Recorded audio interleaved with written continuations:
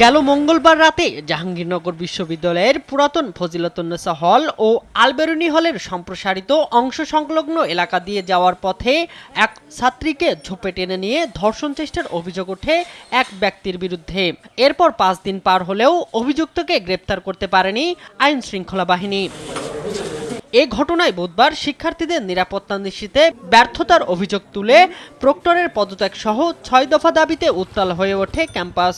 এরপর দাবি আদায়ে নানা কর্মসূচি পালন করছেন শিক্ষার্থীরা। সবশেষ রোববার ধর্ষণ চেষ্টা ও হত্যা চেষ্টার ঘটনায় জড়িত ব্যক্তিকে গ্রেপ্তার এবং প্রক্টোরিয়াল বডির পদত্যাগ দাবিতে রেজিস্ট্রার ভবনেও তালা দেয় আন্দোলনরত শিক্ষার্থীরা। তালা দিয়েছি এই উদ্দেশ্যেই যে আমাদের ভিসি স্যার যাতে এসে আমাদেরকে জানায় যে কতক্ষণের মধ্যে এই ঘটনাটা নিষ্পত্তি হবে।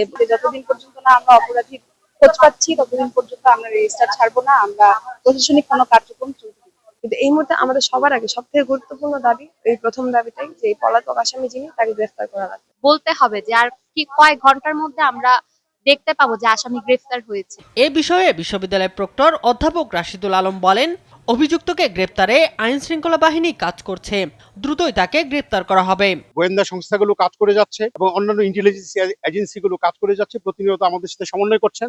আমরা আশা করি অভিযুক্ত অতি দ্রুত গ্রেফতার হবে। শনিবার রাতে বিশ্ববিদ্যালয় প্রশাসনের এক সংবাদ বিজ্ঞপ্তিতে জানানো হয়, ধর্ষণ চেষ্টা ও প্রাণনাশ চেষ্টার ঘটনায় 7 সদস্যের তদন্ত কমিটি গঠন করা হয়েছে।